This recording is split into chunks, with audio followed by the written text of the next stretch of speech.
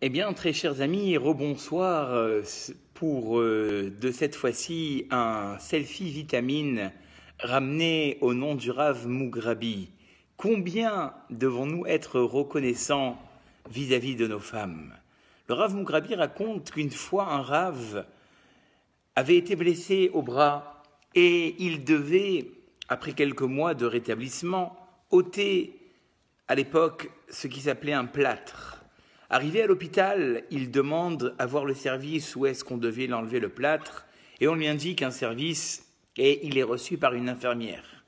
Et de suite, l'infirmière s'excuse, mais elle indique au Rav que le fait d'enlever ce plâtre prendra un petit peu plus de temps que d'habitude parce qu'il lui manque quelques instruments. Et le Rav lui dit, mais combien de temps? Est-ce que cela va durer pendant longtemps? Il dit, oui, quelques minutes, il va falloir que j'aille chercher les instruments dans un autre service. Il lui dit, mais à quelle heure pensez-vous être prête pour m'enlever le plâtre et à quelle heure je serai dehors surtout? Elle dit, écoutez, c'est une question de temps, le temps d'arriver au service et de revenir. Il dit, écoutez, faites le plus vite possible que vous pouvez. Et à son retour, la soignante, l'infirmière, venue avec le docteur pour constater le rétablissement du bras, et de nouveau le Rav mis en avant, son temps qui lui coûtait cher et son envie de vite partir de cet endroit.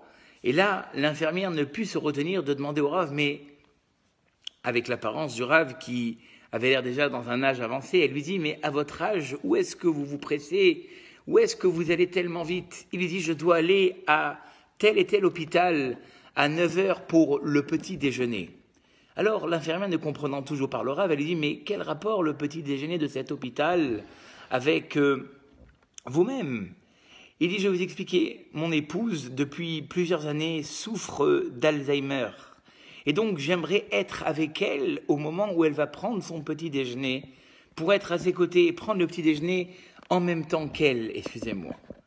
Alors, l'infirmière de nouveau lui demanda, mais si votre femme est malade de l'Alzheimer, qu'est-ce qui va changer si vous arrivez à 9h ou 9h15? De toute façon, elle ne vous reconnaîtra pas. Il a dit, non, moi, il faut que je sois à 9h. Mais elle lui a dit, mais ça ne change pas. À ce stade de l'Alzheimer que vous me racontez, elle ne peut plus ni vous reconnaître, ni être consciente de l'heure qu'il est. Et là, le Rav, très chers amis, a donné une réponse à cette infirmière qui la marqua à vie. Et de cette réponse, elle s'intéressa un petit peu plus au judaïsme, jusqu'à devenir elle-même engagée dans le judaïsme. Il lui dit, peut-être qu'elle ne me reconnaît pas, mais moi je la reconnais. C'est elle qui pendant des années s'est occupée de la maison, avec tout ce qu'elle avait à faire à côté. C'est elle qui pendant des années a fait grandir mes enfants. Donc moi je la reconnais. Et moi je dois être reconnaissant, même si elle ne me reconnaît plus. Moi je sais ce que je lui dois. Voilà pourquoi est-ce que je veux être absolument au moment où elle prendra son petit déjeuner. Voilà, très chers amis, surtout ce soir, les maris, les jeunes mariés, les hommes qui nous écoutent, avoir cette idée, des fois on l'oublie, avec, comme je dis toujours à mes khatanim, le train-train quotidien de la vie.